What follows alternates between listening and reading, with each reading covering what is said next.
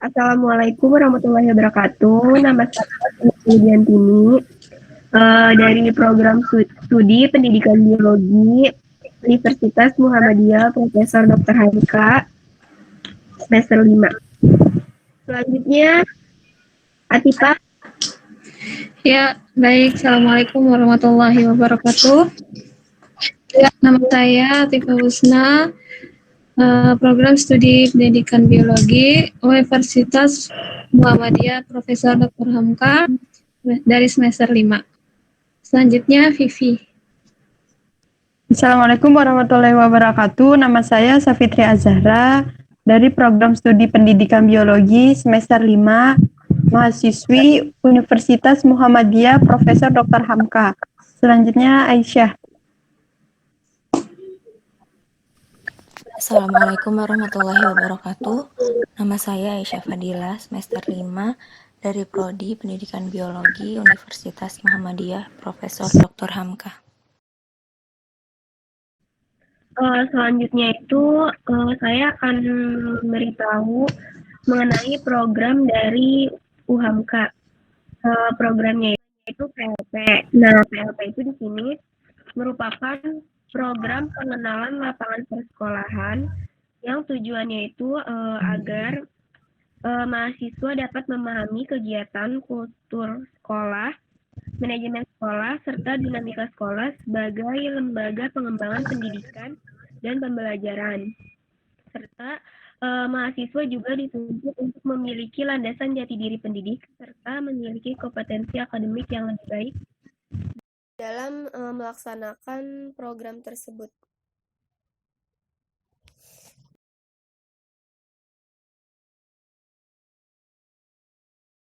Bagaimana cara mengembangkan motivasi guru dalam mengajar di kelas? Misalnya seperti memberikan pelatihan atau memberikan reward. Visi misinya itu kan unggul dalam prestasi, luhur dalam budi pekerti. Nah, jadi dari visi misi itu tentunya kan tadi unggul dalam prestasi, luhur dalam budi pekerti ya. Jadi SMA Al-Ma'ruf tidak hanya prestasinya aja, tapi ada budi pekerti dalam arti kata. Dari situ kita mempunyai 2 kurikulum. Ada kurikulum Diknas, ada kurikulum terpadu. Diknas itu untuk membantu mensukseskan yang unggul prestasi. Kurikulum terpadu itu untuk luhur dalam budi pekerti. Jadi SMA Al-Ma'ruf ini punya 2 kurikulum.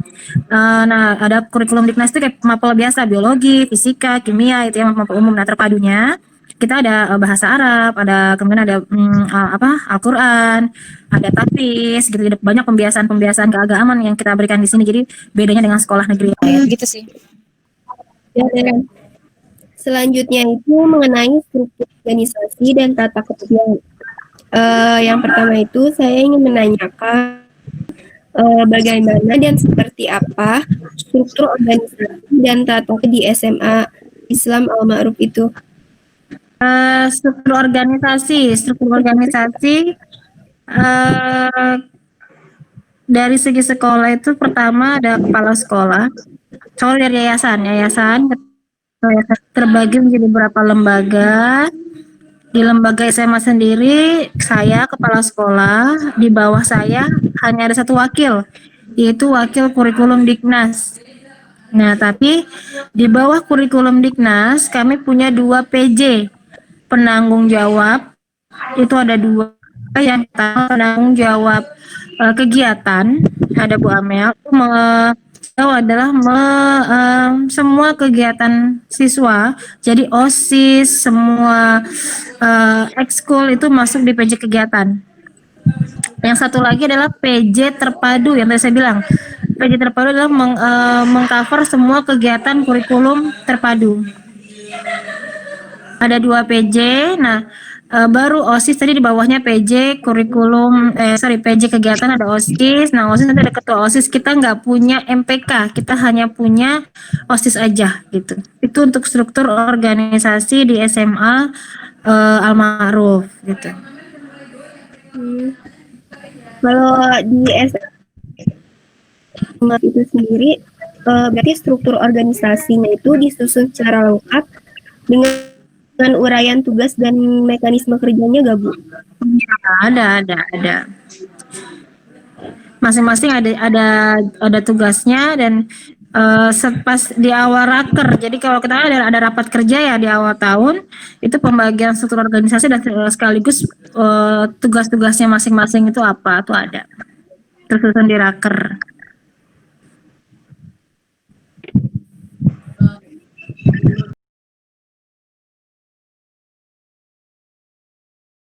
Bagaimana gambaran umum tentang kinerja sebagai biologi? Oh, maksudnya cara mengajarnya gimana gitu? Iya. Kalau kinerjanya sih, kalau menurut saya lebih apa ya? Kalau di IPA kan banyak ya, ada biologi, ada fisika dan kimia kan. Ya. Sebenarnya itu kalau di sana itu lebih banyak cenderung ke biologi gitu ya. Karena apa? Karena kalau fisika kan banyak sekali hitung-hitungannya. Kimia mungkin mereka juga males kan untuk menghafal senyawa-senyawa biasanya gitu. Jadi kalau untuk kinerjanya sendiri selama ini sih biologi masih banyak diminati dari lintas minat IPS. Nah itu kan mereka pilih lintas minat kan pelajarannya apa untuk ketiga itu, dan mereka cenderung banyak ke biologi. Jadi menurut saya kinerjanya ya guru biologi dari kelas 10, 11, 12 ya. Jadi karena minatnya banyak juga untuk biologi, waktu juga meskipun tidak ada, tapi biologi pasti menjadi minat yang paling pertama dalam pembelajaran gitu aja sih. Jadi mungkin ya kinerja gurunya ya sudah cukup baik kalau menurut saya gitu. Baik Bu. Selanjutnya, menurut Ibu, efektifkah sistem shared leadership di mana sekolah menempatkan guru sebagai macam bidang di bawah kepala sekolah? Kalau menurut saya sih efektif karena kan yang pertama ada kepalanya kan. Dan nanti dari kepala itu kemudian dia mempunyai ide atau gagasan. Nah, kemudian nanti akan disampaikan ke masing-masing guru mata pelajaran seperti itu. Jadi ya menurut saya cukup efektif. Itu juga selama ini juga tetap berjalan aja kok dengan baik gitu. Baik. Selanjutnya kita beralih ke segmen implementasi peraturan dan tata tertib ya Bu. Pertanyaan pertama, seperti apa implementasi peraturan dan tata tertib di SMA Islam Al-Ma'ruf ini? Kalau untuk implementasi dan peraturannya sih sudah cukup baik, bahkan disiplin juga seperti itu. Contoh, kalau misalnya siswa yang telat ya, itu biasanya mereka itu disuruh menghafal Asmaul Husna, kemudian menulis Asmaul Husna juga, itu bagi siswa yang telat seperti itu. Itu sih udah berjalan dari kemarin gitu. Jadi kalau untuk peraturan sih memang sangat disiplin. Dan untuk siswa yang mungkin ya karena kita sekolahnya Islam, untuk siswa yang biasanya kelihatan rambutnya dalam berhijab itu kan pakai dalaman gitu kan, dalaman kerudung itu. Misalnya kalau siswa yang pakai kerudungnya agak tipis, itu pasti dia langsung dari kerudungnya atau menggunakan dalaman kerudung supaya pinggutnya itu jadi emang kalau untuk peraturan situ sudah banyak disiplin juga gitu. Kadang juga ada pemanggilan juga kalau memang siswa itu sering tidak masuk ke jam pelajaran tertentu, karena kan ada yang suka bolos gitu kan, atau dia ke kantin selama berjam-jam tapi nggak kembali lagi. Nah itu kadang kita pantau dan mungkin bisa melakukan pemanggilan orang tua. Baik Ibu.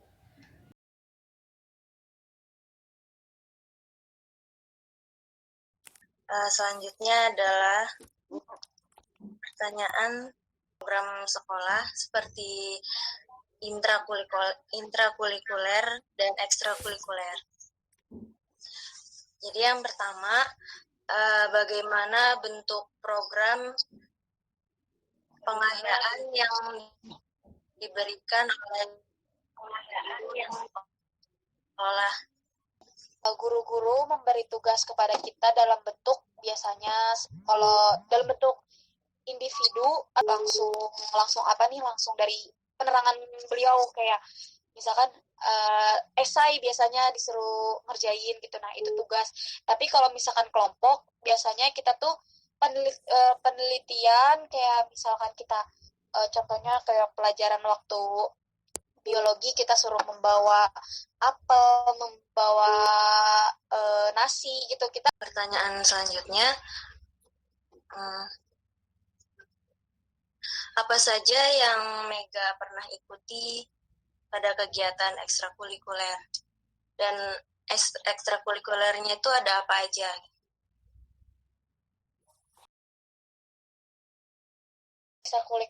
Ekstrakurikulernya cukup banyak, Kak. Kayak ada basket, ada futsal, ada paskibra, ada tari saman, ada English club.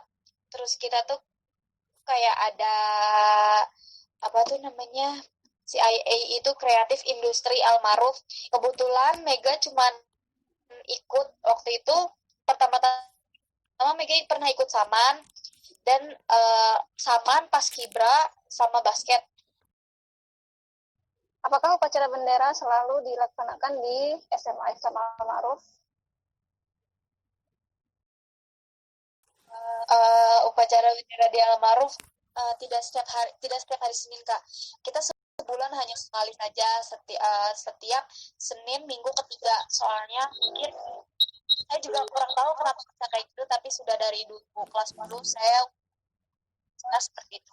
Sisanya kita Senin sisanya kita hanya apel biasa saja, Kak. Dan upacara-upacara hari besar saja. Selanjutnya, di SMA Ihsan Al-Ma'ruf itu adakah agenda rapat pada masing-masing organisasi? Siap, Kak. Agenda rapat di setiap OSIS itu hampir setiap mendekati event kita selalu ada rapat. Kemudian kalau rapat-rapat dari ekskulikuler organisasi yang lain, biasanya dia rapat untuk mendekati waktu mereka ingin lomba.